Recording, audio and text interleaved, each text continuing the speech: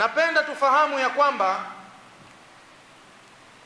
Allah subhanahu wa ta'ala akikataza jambo, hakika isiyokuwa na mashaka ndani yake, imma jambo hilo huwa ndani yake linakuwa na madhara ya kuteketeza moja kwa moja, au inawezekana yale madhara yake asifikie katika level kubwa ya kuteketeza moja kwa moja, lakini yakawa ni madhara makubwa kiasi cha kuweza kupasua jamii ya Kiislamu kuanzia katika familia kidogo kidogo mpaka watu wakamalizana katika jambo hilo. Mwenyezi Mungu Subhanahu wa Ta'ala anasema, ya ayyuhalladhina amanu ijtanibu kathiran min adh-dhanni inna ba'dha adh-dhanni ithmun wa la tajassasu wa la yaghtab ba'dukum ba'dha ayuhibbu ahadukum an ya'kula lahma akhihi maytan fakarihtumuhu wattaqullaha innallaha tawwabur rahim, au kama qala jalla jalaluhu. Mwenyezi Mungu anakataza waumini. Waumini ni mimi na wewe. Anasema, enyi mlioamini, jiepusheni na wingi wa kudhaniana. Jiepusheni na wingi wa kudhaniana. Hakika baadhi ya dhana zinabeba madhambi ndani yake, na kwa sababu mnadhaniana, dhana itapelekea katika hatua ya pili mbaya sana ya kuendelea kupekuana katika mambo. Yule unayemdhania, ili uhakikishe kile unachokidhania kwamba ndivyo au sivyo, sasa uanze kuchukua muda wako kumfuatilia, kumpekua, kumjadili na mengine mfano wa hayo.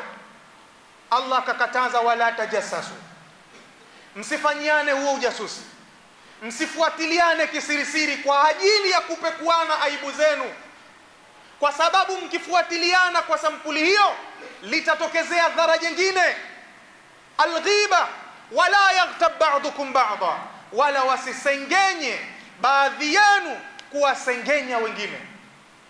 Ayuhibbu ahadukum, hivi anapenda mmoja wenu, an yaakula lahma akhihi maita, kula nyama ya ndugu yake ambaye tayari amekusha kufa, akaenda akafufua kabri ya babake au akafukua kabri ya mama yake, kisha akanyofoa mkono au akanyofoa sehemu yoyote katika mwili wa babake au mamake au ndugu yake aliyezaliwa naye, akaanza kuitafuna kwa ukatili, kwa uadui. Mnaweza kufanya hivyo? Jawabu, kila mmoja atasema siwezi. Basi kama hamuwezi, fakarihtumuhu, chukieni pia tabia hii ya kudhaniana, kisha mkaanza kufuatiliana na kupekuana kisirisiri, na hilo likapelekea kusengenyana. Chukieni tabia hiyo. Wattaqullaha, na mumche Mungu. Inna Allaha tawwabur rahim, hakika Mwenyezi Mungu Subhanahu wa Ta'ala ni mwingi wa kusamehe na ni mwingi wa kurehemu vile vile. Ndugu zangu wa Kiislamu, tafiti inaonesha sehemu kubwa ya mambo ambayo yameharibu maamiliano mazuri baina ya mke na mume wake, baina ya baba na watoto wake, baina ya mtu na ndugu zake. Mambo haya yako mengi sana, mengi sana. Lakini katika hayo, na ndiyo yanayoshika nafasi ya juu, ni pale inapoanza chembe ya fikra mbovu ya mume kumdhania mkewe kwamba huyu ananiendea kinyume, au huyu ana tabia fulani anaifanya kwa kunificha, na hali ya kuwa hilo jambo kwake yeye mume ni kudhania tu, au mke naye kumdhania mume kwa sampuli kama hiyo, na hali ya kuwa hilo jambo kwa mke ni kudhania tu, hana uhakika nalo, ni dhana tu. Au watoto kumdhania baba yao kwamba anataka kuwanyima mirathi kwa kitendo fulani alichokifanya, watoto wakajenga dhana, uhakika hauko hivyo. Vita vikaanza baina ya watoto na baba yao, na wakati mwingine mama yao ndo huwashika masikio, huwaambia, mumeona jambo fulani lilofanya baba yenu, hili jambo linaashiria hivi kwamba nyinyi mnakwenda kukosa mirathi. Hiyo ni fikra tu, hiyo ni dhana tu, haina uhakika, ikasababisha uadui mkubwa baina ya baba na watoto wake, ikasababisha uadui mkubwa baina ya mume na mkewe, ikasababisha uadui mkubwa baina ya ndugu, mashemegi na wale dhana, wakadhaniana dhana mbaya. Na hii dhana, kama wanavyosema wanavyuoni, tunapoizungumza suu dhanni, dhana mbaya, maana yake nini? Inawezekana ikawa wewe au mimi ninayezungumza hapa na ugonjwa huu wa dhana mbaya, au wewe una ugonjwa huu wa dhana mbaya bila kujijua, na hujakaa wewe ukatathmini hili jambo linaweza likaleta athari fulani katika familia yangu mimi na mke wangu na watoto wangu. An yadhunna ar-rajulu bin-nasi sharra, ni kitendo cha mtu kuwadhania watu jambo baya, duna dalilin au qarinatin, pasi na dalili yoyote au ushahidi wowote au kiambatanishi chochote, na yeye akashika hivyo, akapiga muhuri kwenye nafsi yake kwamba hili jambo liko hivi. Hana dalili, hana ushahidi, ni khayalat zinazompitikia na auham katika moyo wake tu. Inawezekana mimi au wewe tunayo tabia hii. Mfano, mtu akawa anawadhania watu wake waliomzunguka annahum yakdhibuna alayhi, kwamba hawa watu mimi wanandanganya pindi wanaponiambia mambo. Hana ushahidi kwamba huyu ananidanganya. Ye mwenyewe tu anatengeneza fikra kwamba hapa mwanangu kanidanganya, hapa mume wangu kanidanganya, hapa mke wangu kanidanganya. Hapo ukianza kudhania hivyo ovyo ovyo, watu wanakudanganya ovyo, au yakhdaunahu, au anadhania kwamba hao watu wananihadaa. Vile ninavyopeana maagizo yangu, ninavyopeana maelekezo yangu, hawatekelezi. Mume amdhanie mke kwamba mimi mume nikitoka kwenye nyumba, mke wangu inawezekana mimi naye tumekubaliana usitoke uso wazi, mke wangu funika uso wako, mimi kama mume sipendi wewe kukuona unatoka uso wazi. Sasa iwe mume atoke, halafu aketi huko mwenyewe kwa mwenyewe, aanze kudhania kwamba mke anamhadaa, isije ikawa yule mwanamke mimi nikitoka ndani ya nyumba anafanya kile ambacho mimi ninamkataza. Sasa yeye akirudi nyumbani kwake, hurudi amefurisha mashavu bwana. Nini? Yeye mwenyewe amekaa huko, ashatathmini, ashaandika, ashachora kwamba mke wangu inawezekana anafanya hivi, kwa ninavyomjua yule. Kumbe maskini yule mwanamke hafanyi, anamuogopa Mungu na kuogopa heshima ya mume wake, lakini mume anadhani kwamba mke anamhadaa kwa miliano fulani hivi, yakaunganisha picha bila ya ushahidi. Au yatasarrafuna ma'ahu bisu'iniya, au yeye akawa anadhania kwamba hawa watu kweli naamiliana nao, ndugu zangu twashirikiana, lakini hawa wanasubiri mie nife tu. Hawana nia nzuri na mie, wanasubiri mie nife, wafanye hivi na hivi kwenye mali yangu, au kwenye hivi na hivi kwenye watoto wangu. Anatengeneza fikra hizo kwa ndugu zake, hali ya kuwa ndugu zake wako mbali na hivyo anavyodhania yeye. Anadhania kwamba hawa watu wanaamiliana na mie kwa vicheko kwenye sura zao tu, lakini nafsi zao haziko hivi. Hii ni suu dhanni, ni dhana mbaya. Duna an yadhhara minhum ma yadullu ala dhalik, pasi na kudhihiri kwa ndugu zake hao kitu chochote chenye kuashiria hivyo. Ukijigundua wewe una tabia hii, ewe ndugu yangu Muislamu, chukua hatua mapema za kuanza kutafuta tiba ya kusafisha gonjwa hili. Linaweza likaleta athari kubwa katika familia yako, baina yako na mke wako, na mwanamke baina yake na mume wake, na watoto na wazazi wao, kadhalika ndugu jamaa na marafiki, jamii zikaharibika. Lakini siye tumo ndani ya familia moja, familia ambayo watu wametoka mbali, wamelelewa pamoja, baadaye muda mfupi lije litokezee jambo miongoni mwa mambo liipasue familia vipande. Na familia zetu ziko hivi leo. Ndugu hendi mazikoni kwa ndugu yake wa damu. Ndugu hashiriki kukosha maiti ya ndugu yake wa damu.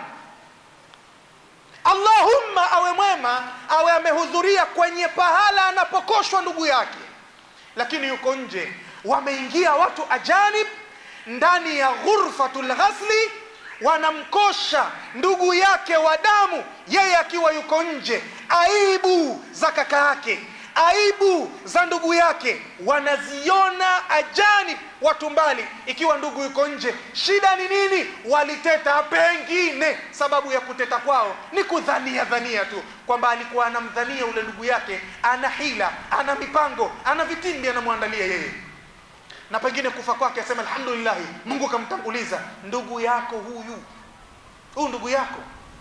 Haya mambo hutokezea kiasi kama hicho katika familia zetu. Sasa suu dhanni ina natija gani katika kuharibu familia zetu, udugu wetu, ujamaa wetu?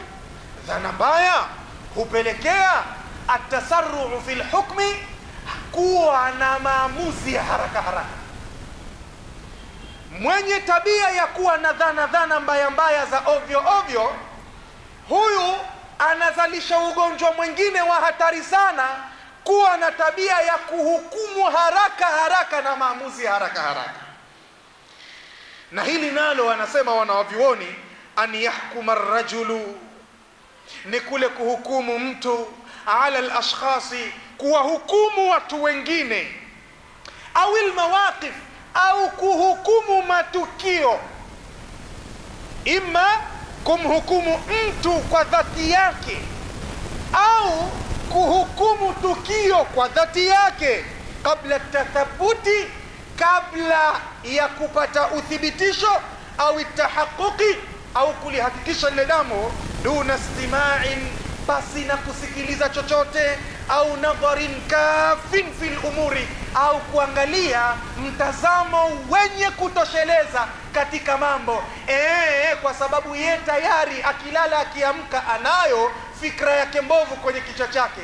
Siku kikitokezea kitu, kile kitu kikasema ndo nilikuwa naona eti mimi, akajiunganishia yeye mwenyewe kwa mwenyewe kwamba ile dhana yangu nilikuwa nayo juu ya mume wangu, juu ya nani wangu, juu ya nani wangu, kumbe kweli mbona kafanya hivi leo. Tahamaki matokezeo yake, haraka hataki kusikia cha mkuu, hataki kusikia cha muadhini wala cha mteka maji msikitini, anadai talaka mwanamke. Yeye alikuwa akidhania kwamba mume wangu ameoa kisirisiri, mfano yani mume wangu ameoa kisirisiri, na hivi sasa hivi namuona tu ana program zimechange kidogo, lakini nitamkamata tu. Sasa maisha yote yeye imekuwa hivi sasa, baada ya yeye kutengeneza dhana hii, imekuwa yeye anaishi na mume wake kwa mtego. Anamtegea, anatafuta kitu kitakachomthibitishia dhana yake, bila ya yeye kufanya utafiti wa kisheria, kumuuliza mume wake, mbona kuna hili na hili na hili. Na huu ni mfano mmoja, na mume analake kwa mke wake, na watoto wanayao kwa baba yao, lakini utoshe mfano huu. Sasa iwe mwanamume mmoja alikuwa ana ugomvi baina yake na ndugu zake wa damu, na ugomvi ule ukapelekea simu za mara kwa mara baina yake na mama yake.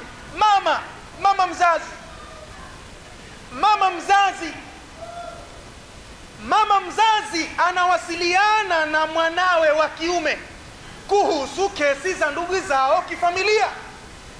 Mume huyu hakupenda mke wake asikie yanayoendelea baina yake na ndugu zake wa damu. Akaona kwamba mke wangu akiyasikia haya haitokuwa vizuri. Sasa afanyeje?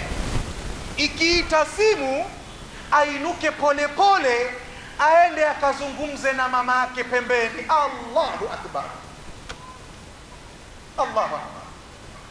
Ameinua maneno mwanamke yule, baada ya mume kuingia katika chumba ambacho kilikuwa kimewekwa kwa ajili ya wageni. Mume aingie kule akazungumze na mama yake kwa sauti za chini. Mke yuko chini ya mlango anasikiza. Sasa kila akisikiza hapati maneno mazima, kwa sababu mume huzungumza kidogo, na yeye anataka yale maneno ayapate mazima. Mwisho ibidi alifungue lango kwa nguvu. Sasa imekuwa mimi sina lolote, unazungumza na malaya wako kisirisiri mwenyewe. Maneno yale anayasikia mama mzazi kwamba anaitwa malaya huko. Umekuja kujificha. Mimi nilikuwa naona tu hii mienendo yako siku hizi simu unazipokea kisirisiri. Kumbe mume anazungumza na wazazi wake na ndugu zake mambo ya kifamilia yanayowahusu wao. Hataki watoto wake wasikie, hataki mke wake asikie mambo yanayoendelea huko.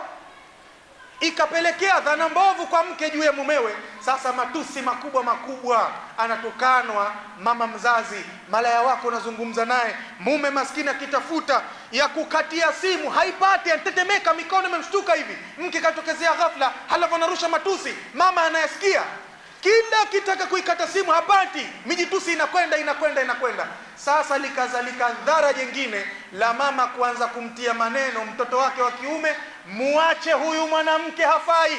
Baada ya ugomvi wa kifamilia uliokuwa unamuumiza kichwa, sasa umezuka ugomvi mwingine, yeye na mkewe hawaelewani. Mke anajua mume anazungumza na wanawake wa nje.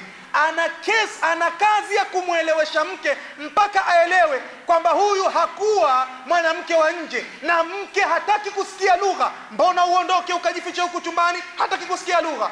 Kesi ya pili hiyo. Kesi ya tatu, amweleze mama yake, huyu mke wangu nishazaa naye mimi na watoto, hakuelewa mke wangu ndio maana amerusha. Mama hataki kusikia lugha, katukanwa. Mke hataki kusikia lugha, anasalitiwa. Mume huyu hajinyongi huyu. Baada ya ugomvi na ndugu zake aliyokuwa anapambana utengeneze, leo umezuka ugomvi na mkewe kwa dhana mbaya, anampenda mke wake, na umezuka ugomvi subhanallah. Sasa mwanamke huyu kilichompelekea kutoa maamuzi ya haraka ni nini? Kadhania dhana mbaya, kisha kahukumu, hataki kusikia lugha, nataka talaka yangu, mimi nimekuwa sina thamani, mimi nimekuwa wakunizalisha tu. Lakini unawapenda, unawapa maneno mazuri, unakuja kujificha, unawabembeleza, mimi I love you yako naitafuta. Yote yametokea wapi mke wangu hayo? Almuhim, dhana mbaya ina natija nyingi mbaya ndani ya familia zetu za Kiislamu. أقول ما تسمعون وأستغفر الله لي ولكم ولجميع المسلمين والمسلمات والمؤمنين والمؤمنات فاستغفروه فيا فوز المستغفرين ويا نجاة التائبين. ادعوا الله وأنتم موقنون بالإجابة.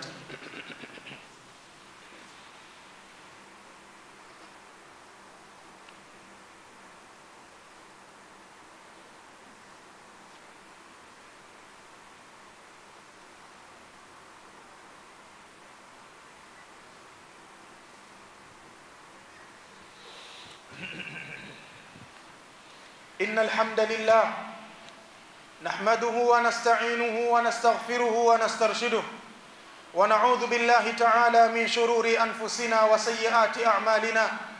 إنه من يهديه الله فلا مضل له ومن يضلل فلا هادي له. أشهد أن لا إله إلا الله وحده لا شريك له، وأشهد أن محمدا عبده ورسوله صلى الله عليه وسلم. أما بعد، عباد الله، أوصيكم ونفسي بتقوى الله تعالى ثانية فقد فاز المتقون. يقول الله تبارك وتعالى: إن للمتقين مفازا.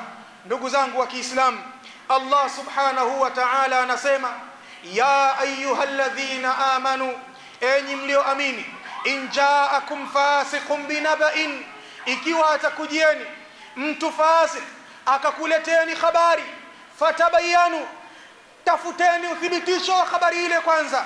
Usikimbilie haraka kutoa maamuzi kwa habari utakayoipata inayomuhusu mke wako, inayomuhusu mume wako, inayohusu watoto wako, inayohusu mzazi wako, inayohusu ndugu yako. Chukua muda mrefu, usione tabu kupoteza mwaka, miaka miwili, miaka mitatu kwa sababu ya udugu wako na ndugu yako, kwa sababu ya hadhi ya baba yako na mamako, kwa sababu ya kulinda ndoa yako baina yako na mke wako na mamako, na kwa sababu ya kulinda alaka baina yako na watoto wako. Miaka miwili si chochote, miaka mitatu si chochote. Fatabayanu, kimbilia kutafuta uhakika. Neno moja linaweza likavunja ndoa yako uliyoijenga kwa miaka 20. Neno moja linaweza kuvunja imani ya watoto wako uliowazaa mwenyewe, ukawalea kwa tabu, ukawatibu kwa tabu, ukakopa madeni mengi mpaka leo hukuyalipa. Watoto hawa leo unakuja kukosana nao kwa sababu ya habari ulizopewa. Hukuchukua muda wa kutosha wa kutafuta uthibitisho, ukajenga fikra zako, ukatoa maamuzi ya haraka. Maamuzi ya haraka ni kitu kibaya sana katika vitu vinavyogawanya familia zetu. Fatabayanu, tafuteni ubainifu, antusibu qauman bijahalatin, musije mukawafanyia watu vitendo vya kijinga. Usije ukatoa maamuzi mabovu, usije ukatoa maamuzi mabaya. Fatusbihu ala ma fa'altum nadimin, mukajikuta kwa matendo mlioyafanya munajuta majuto ambayo hayana kurekebishika tena. Mke ndo yule amekwenda, baada ya wewe kumwacha akalia mwanamke yule, kidondo ulichompa katika moyo kwa jambo ambalo hakulifanya. Anaona wazi kwamba mimi nadhulumika, lakini wewe kama mume hukuchukua subra ya kuvumilia, kutafakari, kufuatilia, ukamwacha mwanamke yule. Kama kieda imeisha, anaolewa na rafiki yako. Sasa imekuwa wewe mke uliyekuwa naye unalala naye kitanda kimoja, sasa imekuwa unaanza kufuatilia nyenendo zake. Alikuwa wako huyu, alikuwa analala kwako huyu, alikuwa anapika kwako huyu. Sasa imekuwa wewe unakonda kwa kufuatilia, leo yuko wapi, leo amekwenda wapi. Unajuta, hujui uyarudishe vipi maisha nyuma. Umekwisha kukosana naye. Watoto wako unawaona wale pale, lakini hawakusalimii kwa sababu ya kwamba ulitoa maamuzi yoyote yatakayokuwa, na kila mmoja na hali za familia yake. Sasa unatafuta vipi nitapatana na watoto wangu, na watoto nao pengine hawana dini, hawajui uzito wa wazazi wao. Tahamaki, mambo yamekwenda kombo. Atasarru fil hukm, maamuzi ya haraka ni kitu kimoja kibaya sana ambacho kinatokezea katika familia zetu, ambacho maamuzi haya ya haraka ukiyajumlisha na dhana mbaya, wanasema wanavyuoni, yanaleta madhara kwa haraka. Madhara yafuatayo: kwanza, aljafau baina zawjaini, ni kuleta ususuwavu baina ya wanandoa. Mtu huchoka kulaumiwa kwa jambo ambalo hana, si mume wala si mke. Kila siku anasikia analaumiwa na hilo analolaumiwa kwalo, na hayo maneno yanayozunguka, yeye anajijua mie haya sina. Amekwisha maliza njia za kujitetea. Mwisho wa siku mwanamke huyu atainua mdomo. Mwanamke aliyetoka kwao na mdomo mzuri, mdomo wenye unyenyekevu, hajui kujibu mume, akikosea huomba samahani. Iko siku atakuja kuinua mdomo, aje amjibu mwanamume jawabu ambalo asiamini maishani mwake kwamba huyu leo ndio amenijibu hivi. Amechoka na lawama zinazotoka kwenye kinywa cha mume kwa ujinga wa fikra mbovu za mume na maamuzi ya haraka yasiyoambatana na ufuatiliaji wa mambo. Lawama tu za bure. Sasa nyumba hii mke na mume wanapishana bila ya kusalimiana, na walikuwa wakipishana hawa mpaka wapigane mabusu hawa. Sasa imekuwa kwa sababu tu ya vijichokochoko, vijineno visivyokwisha. Mke yule atakuja atamwekea chakula mume, kwa sababu yeye ndiye mke tu, amwekee chakula bila ya kumwambia karibu mume wangu. Na miaka yote ilikuwa mpaka amwambie karibu mume wangu, mpaka amkoshe mikono kwa maji ya kukoshea mikono. Sasa imekuwa maji hayo hapo utakosha mwenyewe, chakula hicho hapo utapakua mwenyewe. Ni amechoka, anapika kwa sababu ni majukumu yake tu. Haya yanajiri ndani ya nyumba. Kuna watu, huu ni mwaka wa 7, wanapishana tu na wake zao, hawawezi kuachana kwa sababu tu washazaa watoto, lakini hakuna ndoa, hakuna wazimu. Kuna baadhi ya watu kwa kuwatuhumu wake zao au kuwatuhumu waume zao, inaleta jafaa, ususuwavu, inaondosha ile haiba ya mimi ni mke na huyu ni mume wangu, au mimi ni mume huyu ni mke wangu. Inaondosha kabisa. Wakati mwingine baina ya baba na watoto wake, na wakati mwingine baina ya baba na ni watoto na wazazi wao. Madhara mengine intisharu al-ishaa'ati wal-fitan, haya mambo hupelekea kueneza habari za uongo na fitna mbaya mbaya, kuanzia kwenye nyumba, kutapakaa kwenye familia. Ilikuwa ni jambo linalokaa ndani ya nyumba tu. Mwanamke yule au mwanamume yule, kwa sababu ya kushindwa kukaa chini wao wakazungumza, sasa imekuwa kila mmoja mle ndani anatumisha mbavu. Sasa imebidi lile jambo lipelekwe katika vikao vya kifamilia. Hakuna aibu kama kupeleka mambo kwenye vikao vya kifamilia. Hakuna aibu kama kupeleka mambo kwenye vikao vya kifamilia. Yashike haya ninayoyasema, ni kujiaibisha tu na kutoa siri za mume wake kuwapelekea ndugu na wazazi, kutoa siri za mke wake kuwapelekea ndugu na wazazi. Mke wangu hivi, mke wangu hivi, mke wangu hivi, mume wangu hivi, mume wangu hivi, mume wangu hivi. Wallahi walikuwa wana uwezo wa kukaa kuzungumza, lakini mioyo ishachoka, hapa zungumziki tena. Kwa sababu gani? Kwa sababu ya mmoja katika hawa wawili alikuwa na maamiliano mabovu, dhana zake mbovu juu ya mwenzio amechoka. Sasa kama mimi na wewe hatuelewani, twende kwenye kikao cha kifamilia. Kwenye kikao cha familia, my friend, halitozungumzwa lile lililopeleka watu pale tu, litazalisha na mengine. Yule anayeona anaelemewa kwa hoja katika kikao kile ataanza kuyarudisha miaka aliyopita nyuma. Wewe mwenyewe hivi, wewe mwenyewe hivi, nilikusamehe ulifanya hivi. Wazee waanze kuweka mikono kichwani, salala, kumbe kuna haya. Sasa tuanze kuhukumu lipi hapa?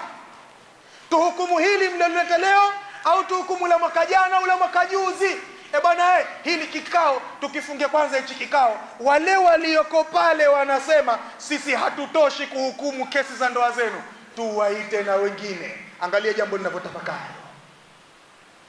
angalia jambo linavyotapakaa. Waitwe na wengine mpaka ionekane haitoshi, twendeni kwa kadhi, twendeni kwa nani. Mwisho mtaa mzima unajua kwamba nyumba hii wana mgogoro fulani, na inasemekana hivi na hivi na hivi. Sasa ishaati zinaanza kuenea mtaani. Watu wanatia chumvi zao tu kwa sababu walishindwa kuyamaliza mke na mume chumbani kwao, yakatoka yakwenda huku, yakaenda huku na huku. Sasa amezagaa mtaani, nyumba nzima mke na mume wako uchi, wenyewe wanajiona wanatembea na nguo, lakini watu wanawajua nje ndani. Na wakati mwingine sauti zije juu kwa ugomvi wa ndani ya nyumba. Mambo mengine hayana kichwa wala miguu, ni dhana tu, lakini ugomvi, sauti, watu wanayasikia hivi. Tukitoka nje hapa tunatizamana, lakini watu wanajuana aibu zao. Kuenea kwa aibu na kuenea kwa fitna baina ya jamii.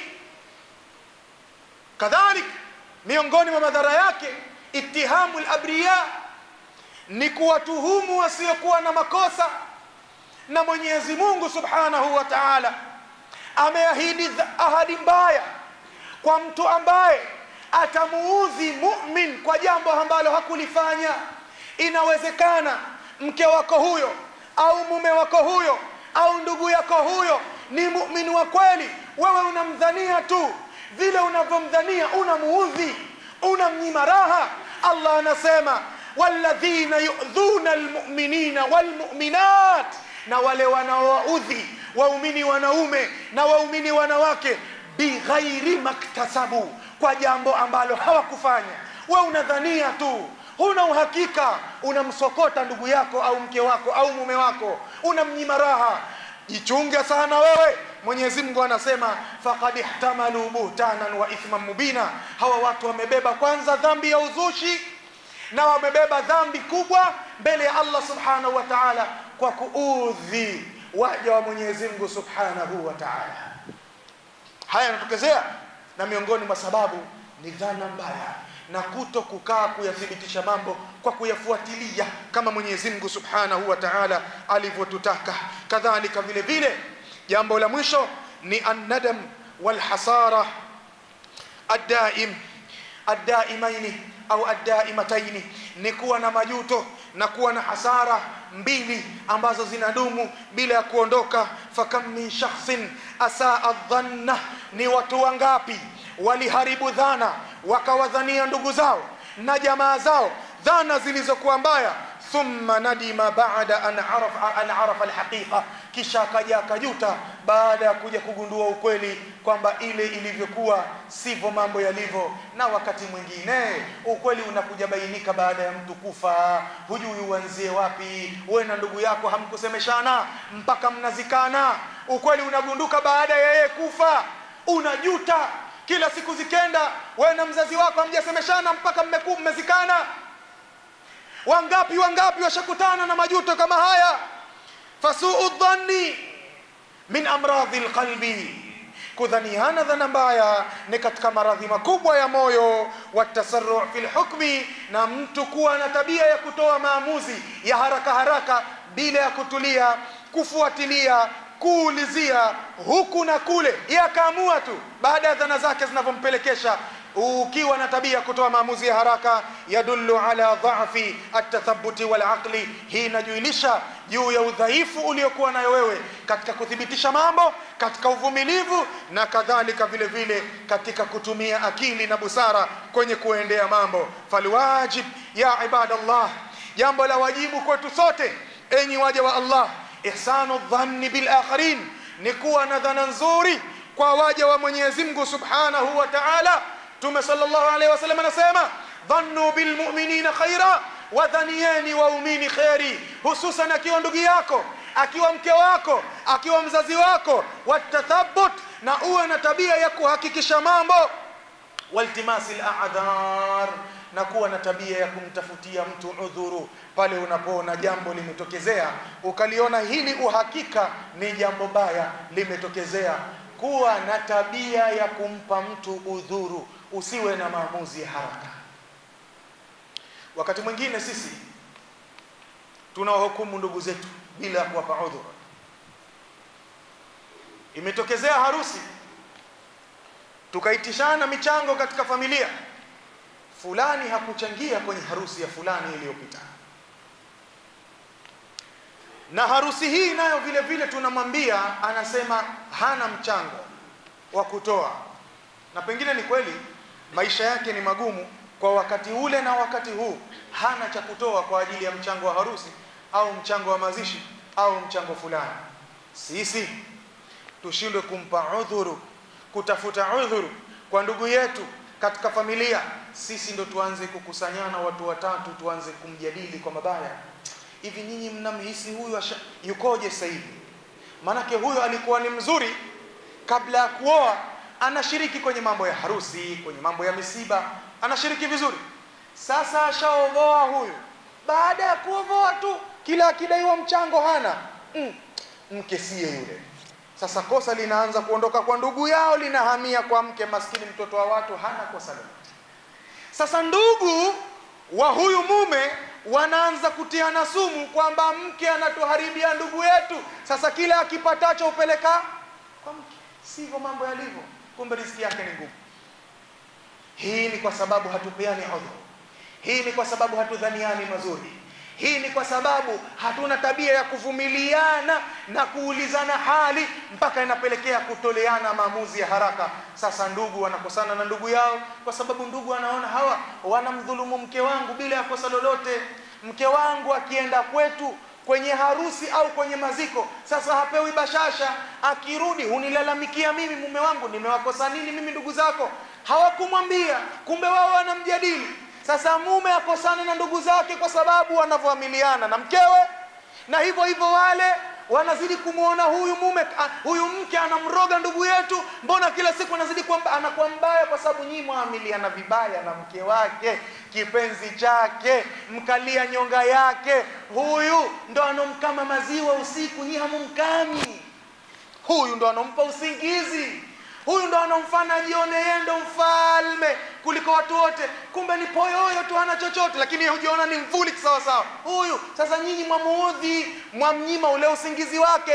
Iko siku huambiwa, leo hupati, nilikwenda kwenu nikakerwa, sina hata mudi ya kukupa. Unafikiri wewe atakufurahia wewe humpelekea kunyimwa huko nyumbani? Sasa madhara yote hayo yamekuja vipi? Watu hawakumpa udhuru ndugu yao kwa kosa tu. Mbona harusi mbili hizi hajachangia baada ya kuoa? Inawezekana yakaanza mambo dhana, hukumu zikatolewa za haraka pale, mambo katika familia kali. Tumombe Mwenyezi Mungu atujalie vifua vyetu viwe visafi kwa ndugu zetu, tuwadhanie ndugu zetu dhana zilizokuwa nzuri, lakini pia tuwape udhuru pale wanapotukosea, ili zidumu familia zetu na ndoa zetu kwa tawfiki ya Allah subhanahu wa ta'ala. Allahumma salli ala Muhammadin wa ala ali Muhammad kama sallaita ala Ibrahim wa ala ali Ibrahim, wa barik ala Muhammadin wa ala ali Muhammad kama barakta ala Ibrahim wa ala ali Ibrahim fil alamin innaka Hamidum Majid. Allahumma تقبل منا إنك أنت السميع العليم وتب علينا إنك أنت التواب الرحيم. اللهم أرنا الحق حقا وارزقنا اتباعه، وأرنا الباطل باطلا وارزقنا اجتنابه برحمتك يا أرحم الراحمين. اللهم أصلح لنا ديننا الذي هو عصمة أمرنا، وأصلح لنا دنيانا التي فيها معاشنا، وأصلح لنا آخرتنا التي إليها معادنا، واجعل الحياة زيادة لنا في كل خير، واجعل الموت راحة لنا من كل شر برحمتك يا أرحم الراحمين. عباد الله، إن الله يأمر بالعدل والإحسان وإيتاء ذي القربى وينهى عن الفحشاء والمنكر والبغي يعظكم لعلكم تذكرون.